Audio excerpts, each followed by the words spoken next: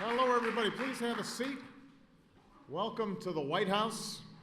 I am going to be brief because on a night like tonight, my job is to get out of the way and let the professionals do their job.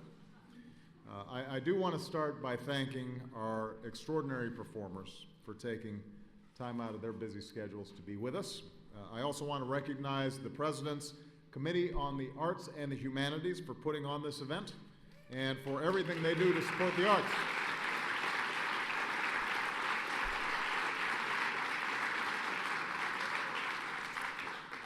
You know, the power of poetry is that everybody experiences it differently.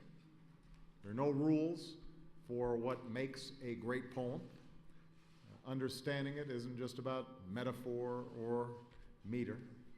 Instead, a great poem is one that resonates with us, that challenges us, and that teaches us something about ourselves and the world that we live in. As Rita Dove says, if poetry doesn't affect you on some level that cannot be explained in words, then the poem hasn't done its job. Also known as, it don't mean a thing if it ain't got that swing. That's a little ad lib there. For thousands of years, people have been drawn to poetry in a very personal way, including me. In the spirit of full disclosure, I actually submitted a couple of poems to my college literary magazine, and you'll be pleased to know that I will not be reading them tonight. But as a nation built on freedom of expression, poets have always played an important role in telling our American story. It was after the bombing of Fort McHenry during the War of 1812 that a young lawyer named Francis Scott Key penned the poem that would become our national anthem. The Statue of Liberty has always welcomed the huddled masses yearning to breathe free. Soldiers going off to fight in World War II were given books of poetry for comfort and inspiration. And whenever our nation has faced a great tragedy, whether it was the loss of a civil rights leader, the crew of a space shuttle, or the thousands of Americans that were lost on a clear September day, we've turned to poetry when we can't find quite the right words to express what we're feeling.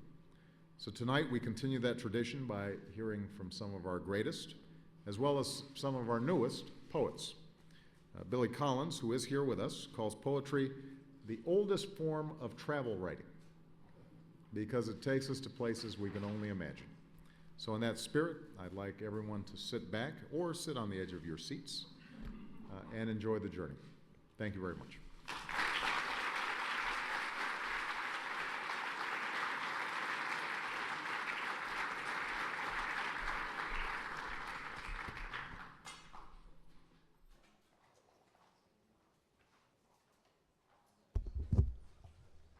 Ladies and gentlemen, Rita Dove.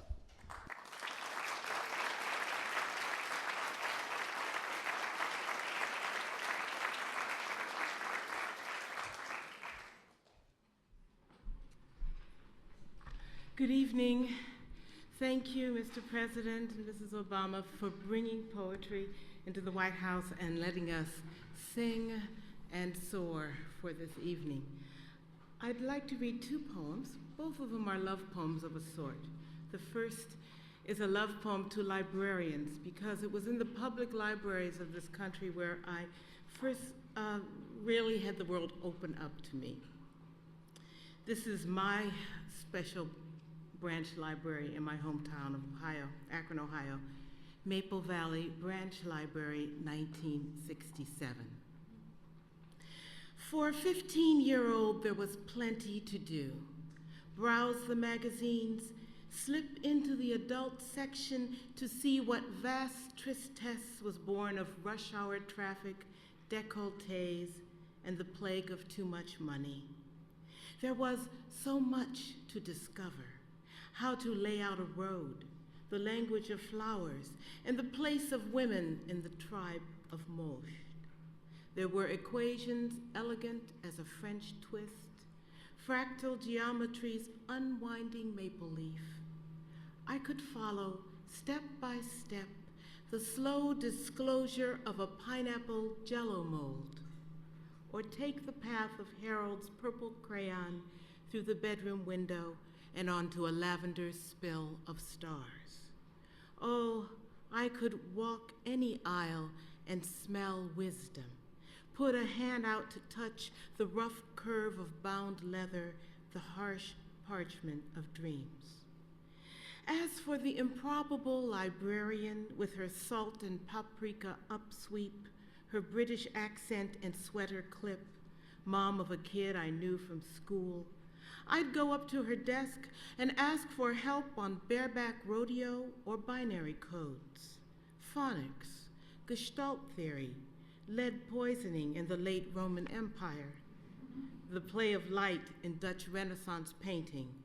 I would claim to be researching pre-Columbian pottery or Chinese foot binding, but all I wanted to know was, tell me what you've read that keeps that half smile afloat above the collar of your impeccable blouse.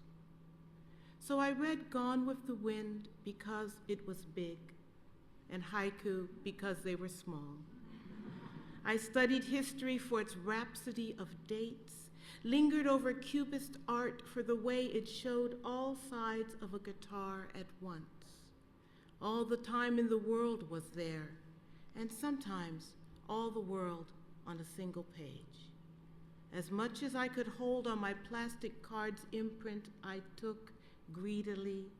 6 books, 6 volumes of bliss, the stuff we humans are made of, words and sighs and silence, ink and whips, Brahma and cosine, corsets and poetry and blood sugar levels.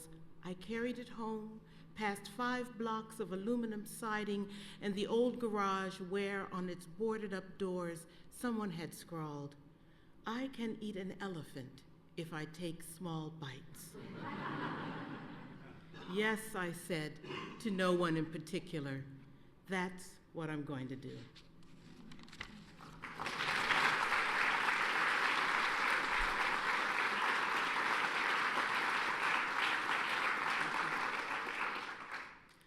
And this is a more traditional love poem, Heart to Heart.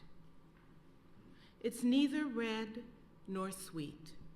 It doesn't melt or turn over, break or harden, so it can't feel pain, yearning, regret. It doesn't have a tip to spin on.